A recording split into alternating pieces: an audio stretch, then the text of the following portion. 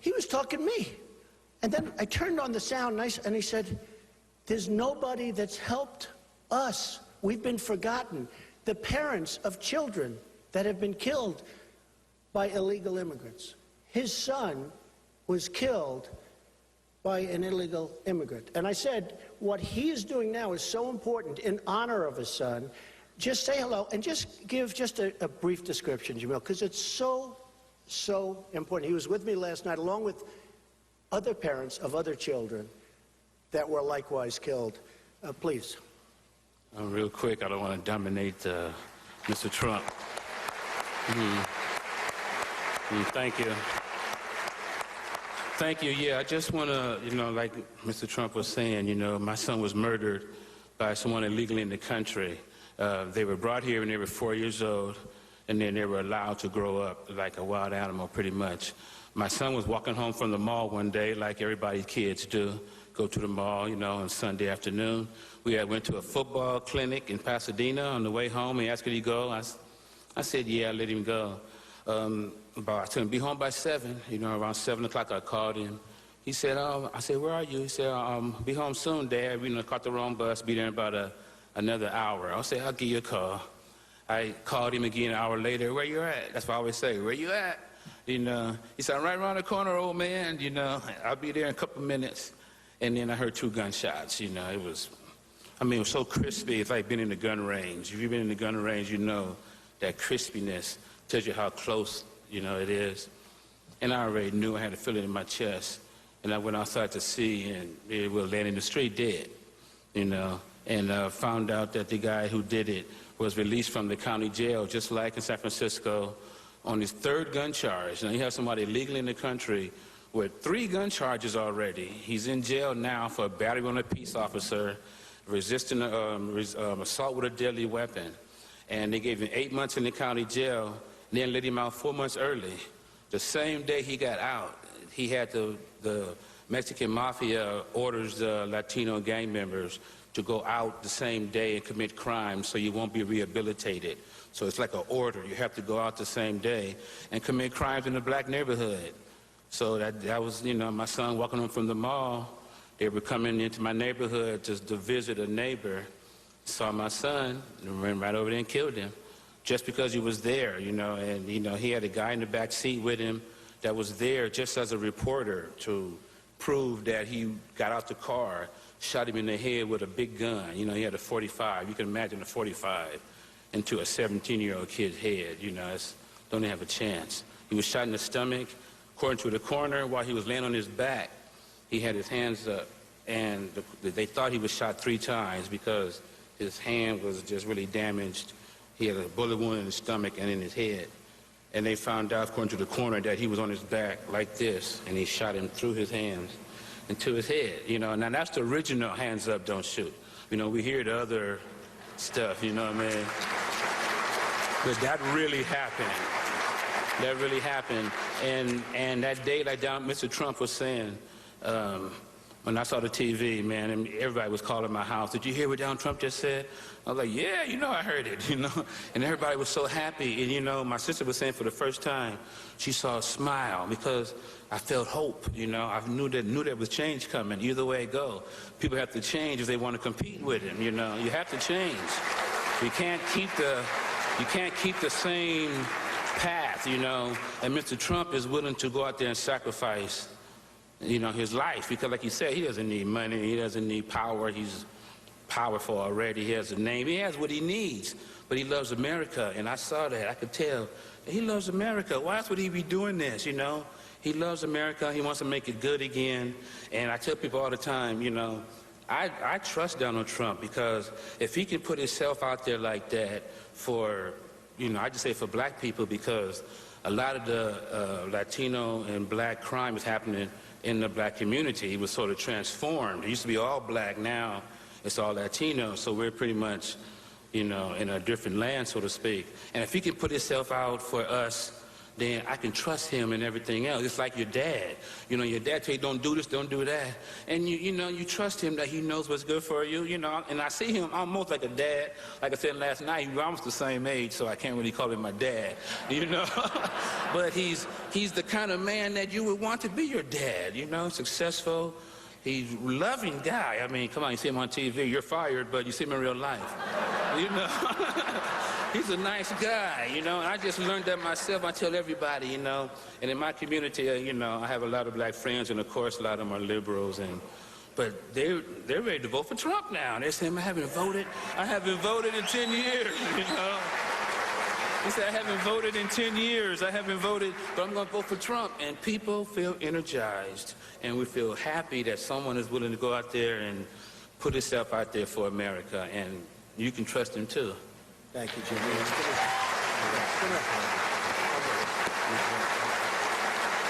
Wow. His son was a great quarterback, and he was applying to colleges. One of them was Stanford. And, I mean, the whole thing is just so sad to see it. And his sister is here, too, and his mother. And his sister told me a story yesterday that when Jamil saw what happened to his son, he went to the ground and was pounding on the cement sidewalk with his hand and virtually broke his hand. He couldn't believe what happened. So I just want to thank you, Jamil, for being here. It's amazing. It's really amazing. So one of the things that came out of the press conference last night from one of the other folks is that their child was murdered by an illegal immigrant. And they said the police were very, very strong and very, very good. Everything was great. And this, I don't know how anybody can understand it, because it's the first I have ever heard of it, but everybody agreed, including Jamil. Once they found out that it was an illegal immigrant that killed their child, it became politically incorrect to even talk about it. They took it totally easy on the person, and the parents just got nowhere. That was 3 years ago. They just get nowhere. Whereas when they thought it was somebody that was legally in the country, everybody was fighting like hell to give due justice. And I went around the table and I said, is this true? And they said, it's true in every case. So there's something really bad out there, something really sick out there. And we have to do a job. We have to get the word out. I love people to come into the country legally. They have to come in legally. They have to come in legally. There's nothing wrong. I mean, what's wrong with it? You know, I've been branded all sorts of things. What I said is Mexico is sending. Well, Mexico is sending. They're sending people that they... And you know what they figure? Why should we keep these people in jail? Why should we? Why should we keep these people in jail when the American people are led by such stupid leaders that they'll put them in jail, or worse, they won't put them anywhere? Like what happened with Jamil, what happened with Kate, the magnificent young woman from San Francisco. He came back in here 5 times. He should have been in a Mexican jail. He should have never been in the country. Should have been in jail. But he should have been in a jail from Mexico. But Mexico figures, why should we take care of him for the next 40 years? Let's let the dumb people in the United States with their really dumb leaders take care of all our problems. And I saw protests, a couple of very tiny protests. I heard, oh, there's going to be a protest. You go there, and there's like a few people. There were more people in favor of Trump. People are holding up 2016 signs, and I'm saying, like, they like me.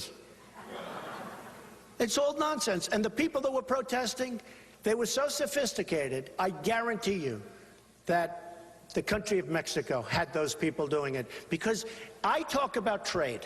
And I talk about the bad trade deals we're making, and I believe that bothers Mexico far more. You know, Univision canceled. Univision, they were my best friends. They were playing golf all the time at Trump National Doral in Miami, my club. All of a sudden, boom, I was a bad person. Because Mexico put the clamps on Univision. Univision's doing an IPO. They're doing very badly as a company. They make very little money, if any, in fact, lost money. They're highly over-levered. And Mexico has a lot of power over them, so they're putting out things. And friends of mine that are Hispanic they say terrible things about you at Univision. Now, NBC, let me talk about NBC, and then we're going to take some questions, by the way. because they said, we'd love to take some questions, but this is more interesting, isn't it? Let me tell you about NBC. NBC said, oh, we want to talk about inclusion. Inclusion. They got Reverend Al Sharpton. They got Lion Brian Williams. They got all these people. I won't even mention Bill Cosby because that was from a long time ago. But they got a lot of bad people. And they're not angry at me for that.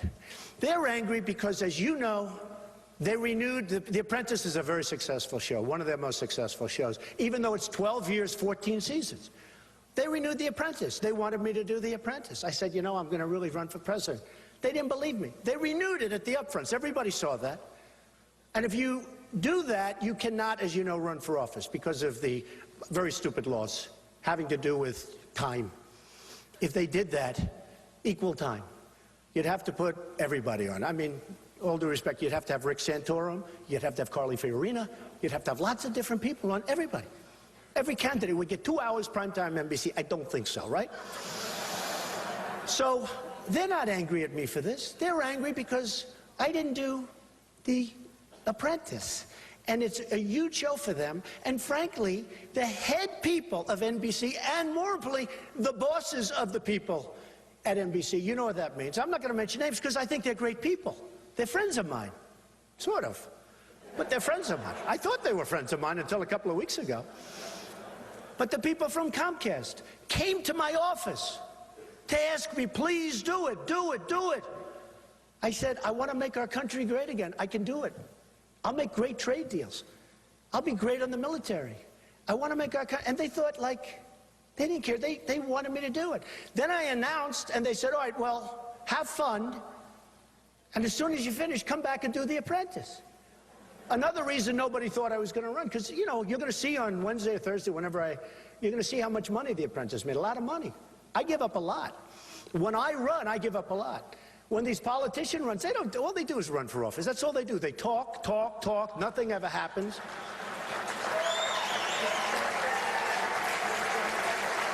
They talk about Benghazi. Huge indignation. Benghazi, Benghazi. 2 days later, you never hear them again. They talk about IRS. They talk about Hillary's emails. She broke the law. She got a subpoena from the United States Congress, and then she didn't give the email. She destroyed them. Do you remember Rosemary Woods from Richard Nixon? 18 minutes of tape. Ruined her life. Hillary gets an email from the United States Congress, gets through an email, a subpoena. I mean, everybody's saying they sent the subpoena. Now, they're politicians, so maybe they didn't. But they all said they sent a subpoena. She gets the subpoena, and then she deletes. Tell me, how do you do this? She gets rid of her server, she gets rid of she broke the law. So the Republicans, and you know what? At least we know where the Democrats are coming from. But for the Republicans, I'm more disappointed in them. Because it's huge. I'm a Republican conservative. It's true. And you see it. 48 hours of indignation. Oh, what she did. You don't even hear about it anymore. You don't even hear about it. Let me tell you something. If I get this nomination, you're going to hear a lot about it. You're going to hear about it so much. You're going to hear about it like you wouldn't believe. Now, just in closing, before we take some questions, it's hard for a conservative Republican, libertarian, it's hard for certain groups of people to get fair press. I have great respect. You know, I've always gotten, you know, pretty much, but I've always found the financial press to be quite honorable. But this political press is brutal. You know, I tell the story about how I have great relationships with Mexico, how I love the Mexican people, but the Mexican government is smarter than our government. Nobody puts that. And they put half sentences. Like, I talk about the American dream. You know, I say this a lot. The American dream is dead, but I'm going to make it bigger and better and stronger than ever before. I say it all the time. The American dream is dead, but I'm going to make it bigger and better and stronger than... So my wife said, oh, darling, you said horrible things at your speech last night. I said, what? You talked about the American dream. And here's the way they put it on many different networks. The American dream is dead. Cut. I said, whoa, that's brutal. They left the second part off. Just like they left when Mexico sends. I said, I'm talking about the government of Mexico. They're smart. They're sending us their problems. And we're taking those problems. And we're going to pay for those problems. And Jamil, his son, would be alive today if we knew what we were doing. And Kate would be alive because these people should never have been in our country. So the press, the political press, the media is very, very dishonest. I mean, unbelievable. It's unbelievable.